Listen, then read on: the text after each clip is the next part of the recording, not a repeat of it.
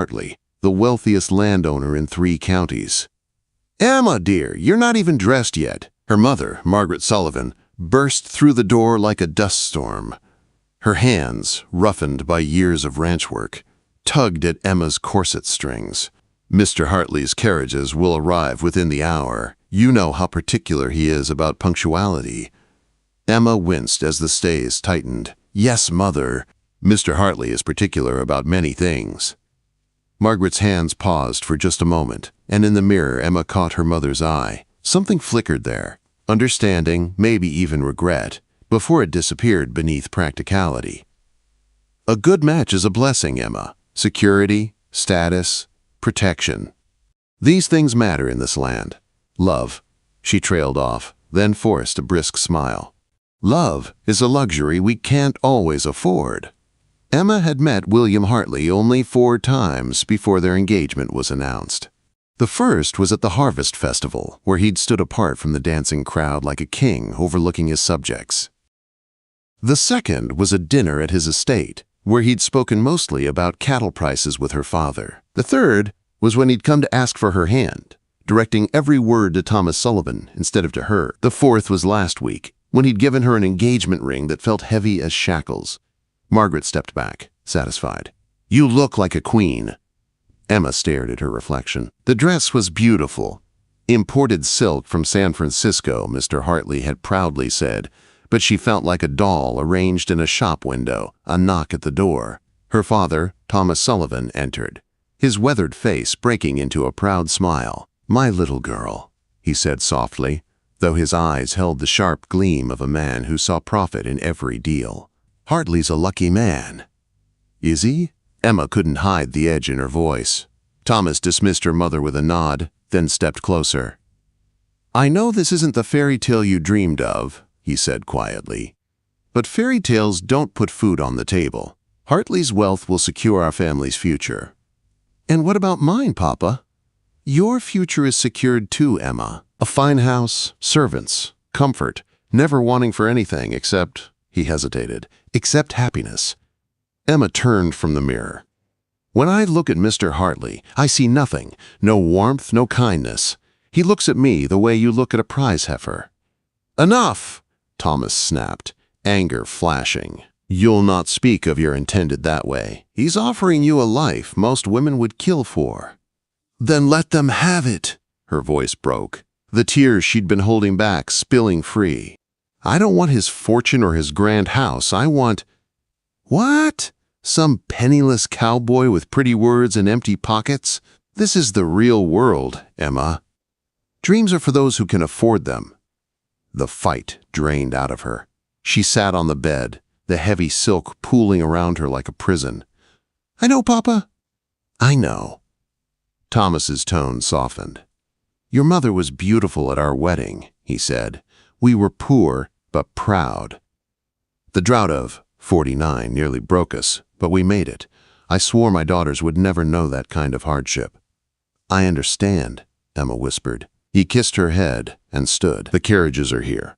Half the county's come to see Thomas Sullivan's daughter marry the great William Hartley. Make us proud." When he left, Emma turned back to the mirror. She touched her reflection once more, memorizing the face she was about to leave behind, the dreamer who still believed in love. Through the window, she saw the first black carriages gleaming in the sunset. Soon, she would climb into one as Emma Sullivan and emerge as Mrs. William Hartley. The thought made her stomach twist.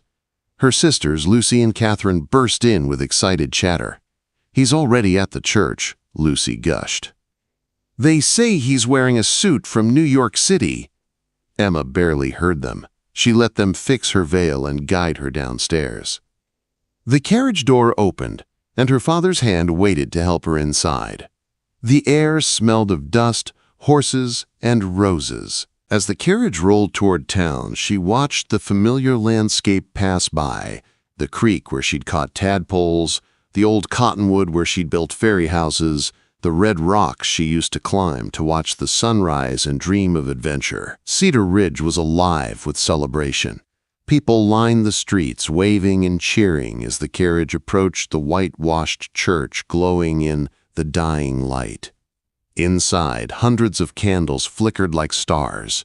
Emma stepped out, white silk trailing behind her like the ghost of every dream she was leaving behind. She saw him then. William Hartley, tall, polished, and cold. The congregation turned expectantly as she began her walk down the aisle. The organ swelled. The Reverend's voice rose. "Do you, Emma Sullivan, take this man?" The words blurred. She looked past William to the stained glass window of St. Catherine, the martyr's calm face gazing back at her. "I do," she heard herself say. The kiss was dry, mechanical, a transaction sealed. The crowd erupted in applause. Emma smiled because that's what brides did, even when their hearts were breaking. The wedding feast at the Hartley estate glittered with excess, oysters on ice, champagne from France, music from Denver. Emma sat beside her new husband, the perfect bride in a gilded cage. "You're not eating," William said, cutting his beef with measured precision. "The corset," she murmured. "It's tight." "You'll adjust," he said flatly. He extended his hand. "Dance with me, Mrs. Hartley." They waltzed, perfect and soulless, beneath crystal chandeliers. Around them, laughter and chatter filled the room. Then, suddenly, the air changed. The music faltered. A sound split the night, a high, wild cry that cut through everything. The great doors burst open, and riders thundered in from the darkness. Horses reared, women screamed, and the scent of gunpowder filled the air. At their head rode a man whose presence silenced the chaos. Tall, broad-shouldered, with eyes that burned like fire. The Apache chief had come. And before the night was over, Emma Sullivan's wedding would belong to him. For a heartbeat, no one moved.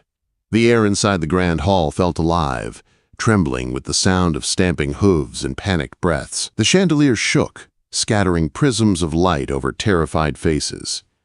The Apache riders had come like ghosts, silent, swift, unstoppable.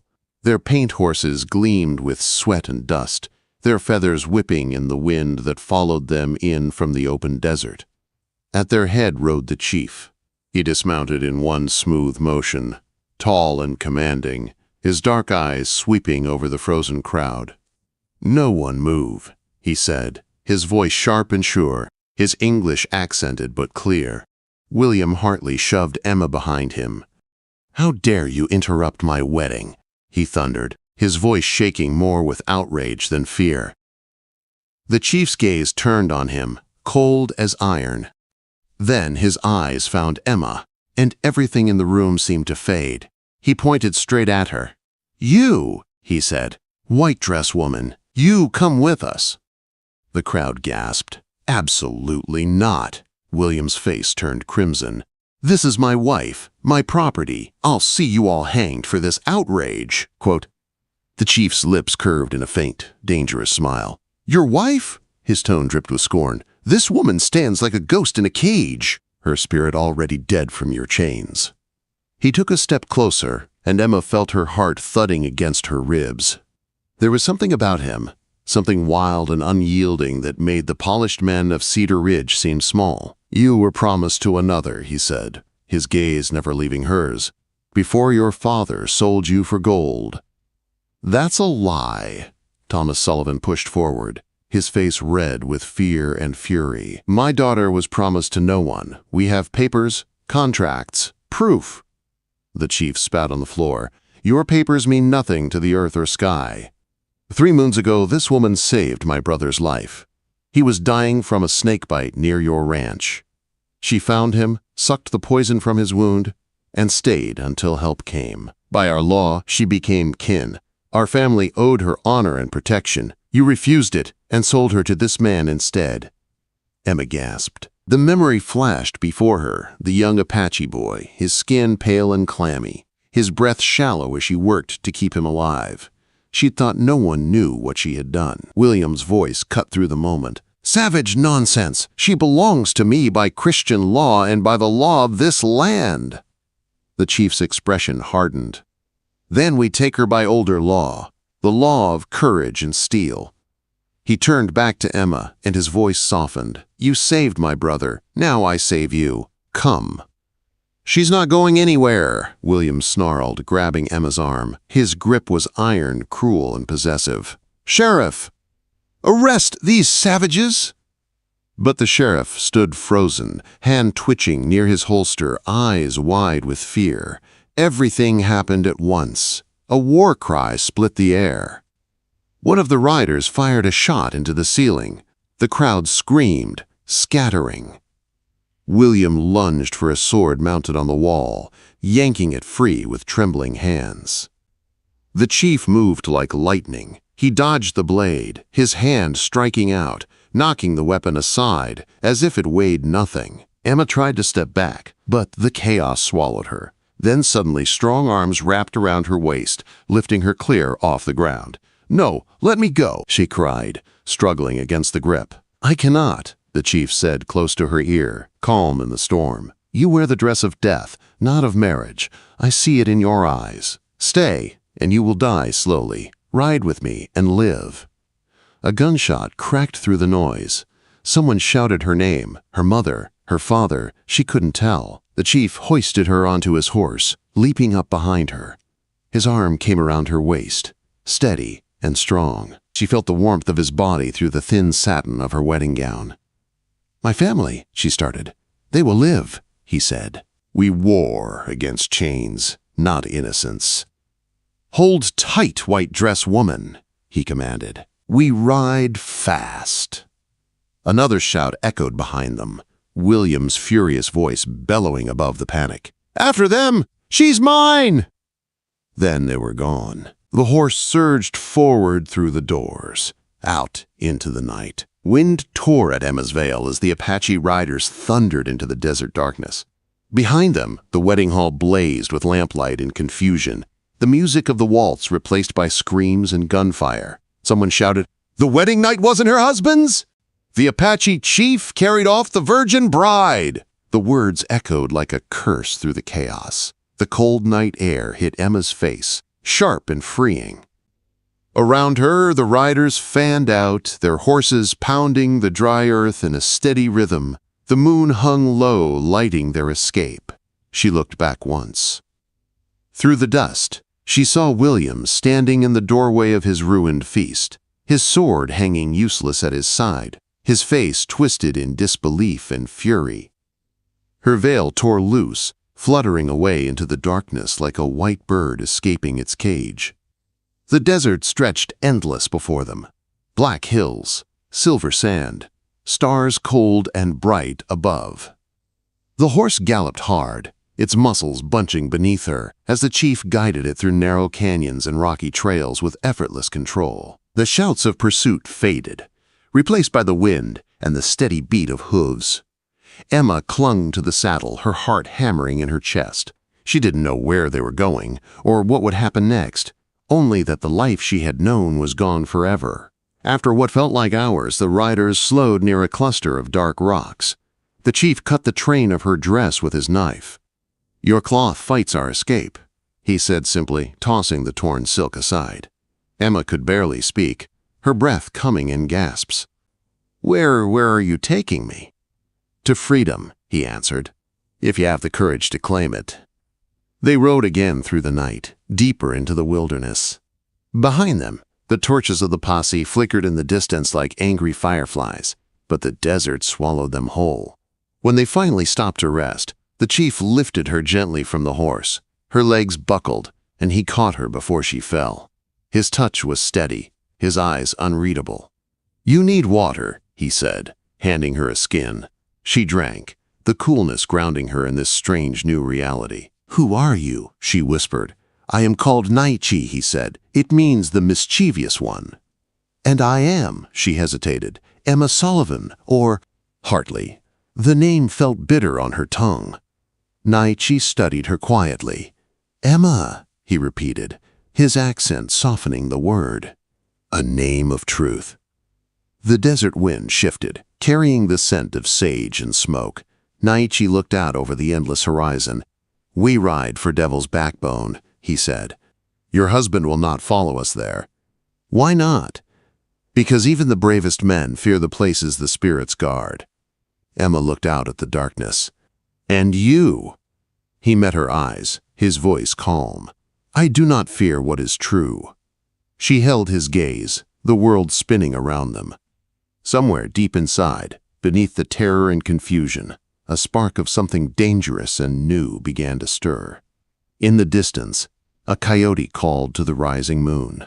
And Emma Sullivan, the bride who had been sold for gold, rode on into the wild unknown, her wedding night carried away on the wings of freedom. The first light of dawn painted the canyon walls in soft gold when Emma opened her eyes. For a moment, she didn't know where she was. Then she remembered the wedding, the chaos, the ride through the night. The Apache camp stretched before her, quiet but alive with morning sounds. Horses snorted softly. Children's laughter echoed faintly through the canyon, and the smell of wood smoke drifted in the cool air. Naichi was already awake, speaking with his warriors near the horses. When he saw Emma stir, he approached with a calm, steady step. "You slept," he said simply, handing her a piece of bread. "I didn't mean to," she murmured, rubbing her eyes. "I thought you might." She stopped, realizing she didn't know what she had thought. "Harm you?" Naichi finished for her, reading her expression. "My people do not harm those under our protection. You are safe here, white dress woman." "I have a name," she said softly. "Emma." "Emma," he repeated, his voice turning the name into something new. "Then you are safe, Emma." As she ate, Emma looked around the camp. It wasn't what she'd imagined. No chaos, no savagery. The Apache moved with quiet purpose. Women tended fires and wove baskets. Men checked weapons and cared for the horses.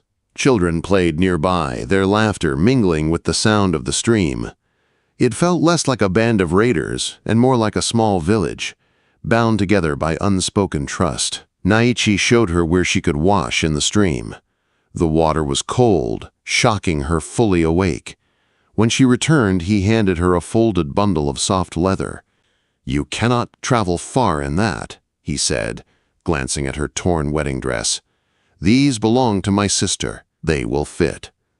The dress she had worn, so fine, so heavy with expectation, lay in tatters beside the fire.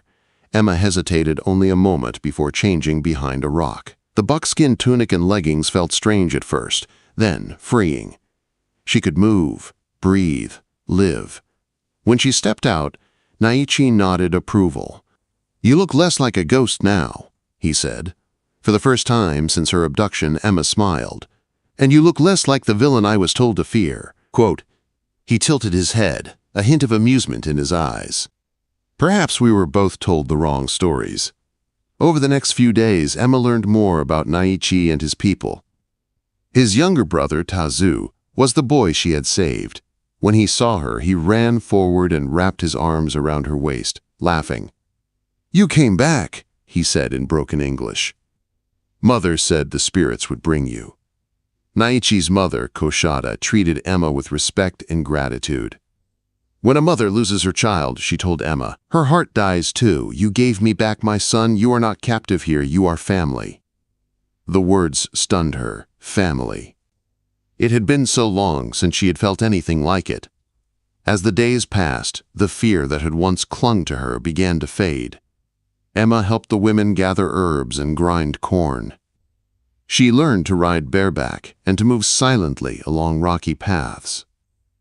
The nights were filled with laughter around the fires, and stories told beneath a sky so full of stars it took her breath away. But peace couldn't last. One evening, Naichi returned from scouting with grim news. "Your husband comes," he said. "He brings many men, guns, soldiers, bounty hunters. He offers gold for your return and threatens war if we refuse."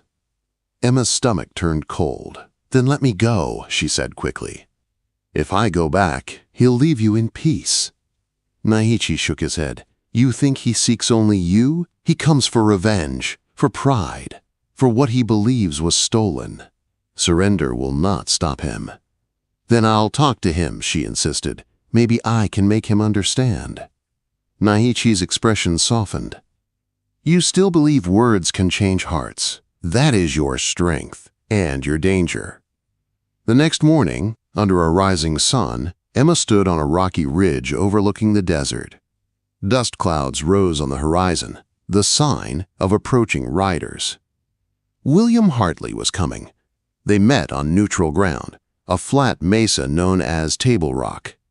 Emma rode beside Naichi, her heart hammering. William arrived with a group of armed men, the sheriff, and, shockingly, her father. "Emma," Thomas Sullivan's voice broke as he saw her. "What have you done?" Quote, "What I had to," she said quietly. William dismounted, his black coat immaculate despite the dust.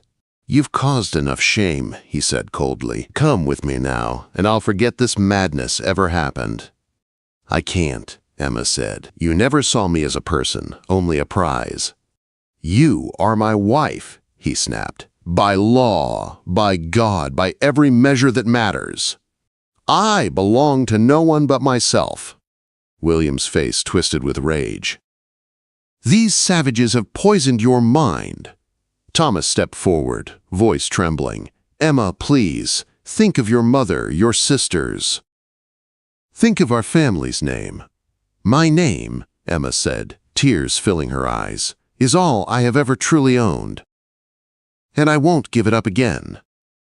Lieutenant Carson, the soldier, turned to Naichi. "The law is clear. The woman must return with her husband. Refuse, and we bring the army." Naichi's voice was calm but firm. "Bring your army. They will fail as others have failed. This woman chooses her path." Emma's eyes met William's. "You'll have to take me by force," she said, "and keep me by force every day after. Is that the life you want?" Quote. For a heartbeat, something human flickered in his eyes. Then he looked away. "You have one day to come to your senses," he said. "After that, I'll bring every man I can find, and when I do, your savage lover will hang." He mounted his horse and rode off, leaving dust and silence in his wake. Emma turned to Naichi, her heart breaking. "He means it." "I know," Naichi said quietly, "but I will not run from a man who believes he owns another's soul."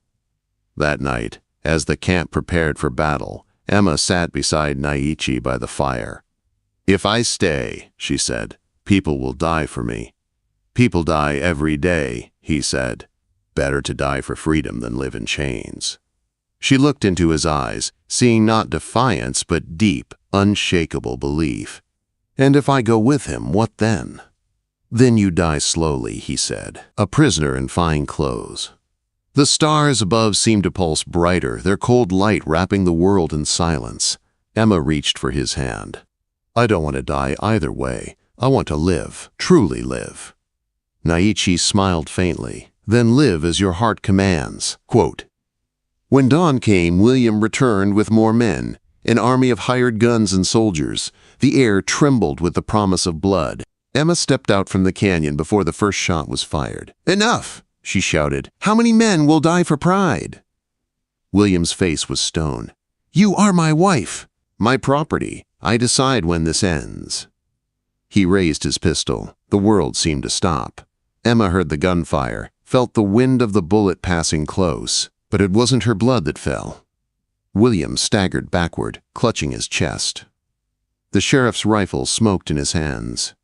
"That's enough," Sheriff Morrison said hoarsely. "This ends now." William Hartley collapsed onto the red earth, his eyes still burning with fury even as life left them. Emma knelt beside him, her tears falling freely. "I'm sorry," she whispered. "I hope you find peace in death that you never found in life." When she looked up, Naichi stood before her. "It is done," he said softly. "You are free."